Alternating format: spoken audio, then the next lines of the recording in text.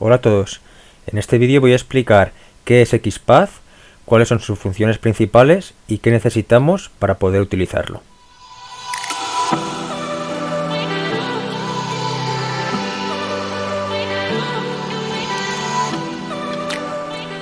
XPath es un lenguaje con bastantes detalles que sería imposible de explicar en un vídeo tan corto como este, pero bueno, en este vídeo simplemente lo que vamos a ver es qué es XPath, cuáles son sus características principales, qué necesitamos para empezar a usar XPath y empezar a ver resultados, y bueno, un poco el funcionamiento general de las expresiones de XPath.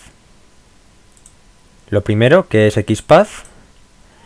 Pues como he dicho, es un lenguaje que, bueno, cuyas siglas provienen de aquí. Es un lenguaje de consultas de XML.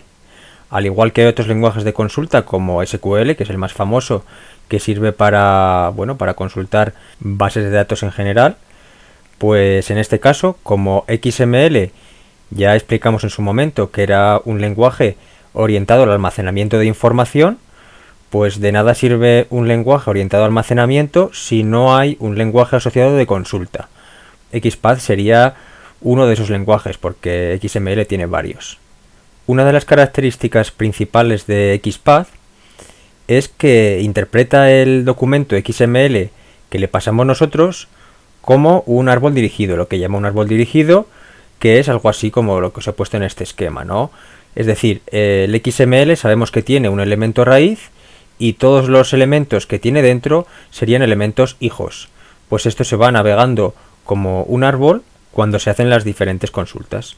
Entonces, ¿cómo puedo yo recorrer ese árbol? Pues mediante lo que se llaman en XPath las expresiones. Bien, ¿qué necesitamos para empezar a usar XPath y empezar a ver los primeros resultados? Bueno, pues lo más recomendable serían lo que se llaman los visualizadores de XPath. Podemos usarlo con muchos programas, pero con ese tipo de programas es como mejor los vemos. Visualizadores hay muchos y entre ellos pues destaco por un lado el propio plugin que viene en Notepath, que por aquí os dejo la captura de cómo queda. Ese plugin se llama XPatherizer o algo así, y cuando lo instalamos a través del administrador de plugins del Notepath, pues nos queda ese plugin a esta altura. Por otra parte, yo el que voy a usar es este otro, que es el XPath Visualizer. Este es un programa independiente, no tiene que ver nada con el Notepath y simplemente me permite añadirle el XML y ponerle en esta ventana las expresiones para que me señale el programa que estoy seleccionando en cada caso, ¿no? Con cada expresión seleccionaré unos elementos u otros. Pues con este programa lo veré muy bien. Y ni que decir tiene que además de estos dos existen un montón de visualizadores en todo tipo de plataformas, ¿vale? Estos dos son visualizadores de Windows, pero los hay para Linux, los hay para Mac, en fin, todas las plataformas tienen un montón de visualizadores e incluso los hay online. Otra forma de entender cómo funciona XPath en cuanto a su relación con el XML es que ya hemos dicho que lo trata como si fuera un árbol, lo convierte en un árbol, es decir, si yo aquí tengo un XML de ejemplo con sus etiquetas, sus atributos, su contenido, pues XPath lo ve más o menos de esta forma, ¿no? Esto es simplemente un esquema y que también se asemeja mucho a la estructura de directorios que estamos acostumbrados a manejar. Cuando nosotros navegamos por Windows o por Linux, navegamos a través de carpetas, entrando en una y viendo el contenido de la misma. Pues XPath hace más o menos lo mismo, accediendo a cada uno de los elementos y separando cada uno por barras. Bueno, ¿y cómo funciona a rasgos generales el lenguaje XPath? Bien, pues lo que tengo que saber es que XPath, cuando haga sus búsquedas, lo que va a encontrar son los nodos, lo que en XPath se llaman nodos, que básicamente serían los objetos o elementos que usábamos siempre en el XML. XPath, digamos que sería el lenguaje similar a lo que es el SQL contra una base de datos. Lo que pasa es que XPath actúa sobre un XML.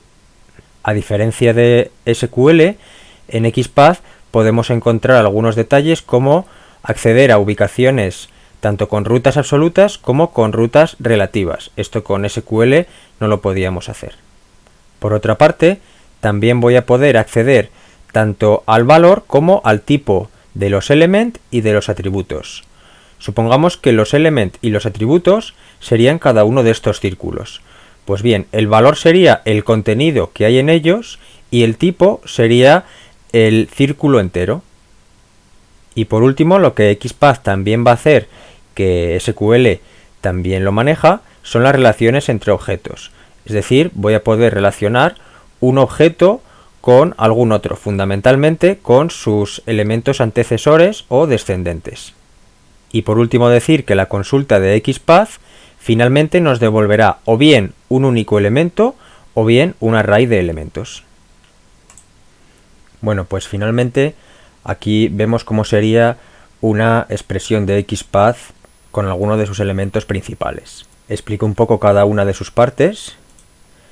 En primer lugar, estas dos barras lo que indican en este caso es que estamos usando una ruta relativa, es decir, que no estamos accediendo al elemento coche a través de su elemento raíz, ¿no? Si fuera una ruta absoluta empezaríamos desde el principio, desde vehículos, coches, hasta llegar al elemento coche. En este caso no. Al usar una ruta relativa estaríamos accediendo al elemento coche esté donde esté. Por otra parte, bueno, esto en verde sería el nombre de ese elemento, que puede ser también el nombre de un atributo. Y aquí, con el símbolo de la arroba, lo que hago referencia es a uno de los atributos que tiene el elemento coche. En este caso estaríamos haciendo referencia a este atributo color.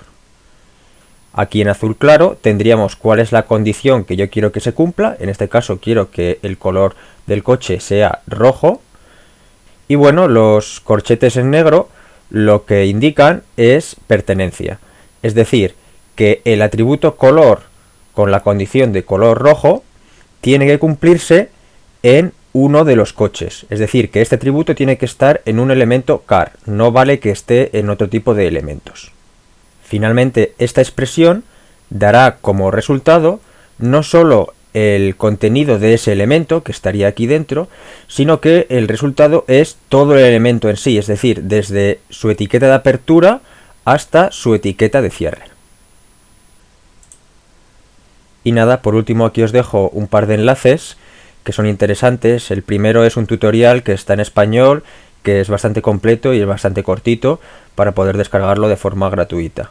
Y el segundo es el XPath Visualizer, que es el programa que usaremos más adelante en el siguiente vídeo para poder visualizar los resultados de las expresiones en XPath. Por hoy nada más, así que ya nos vemos en el próximo vídeo.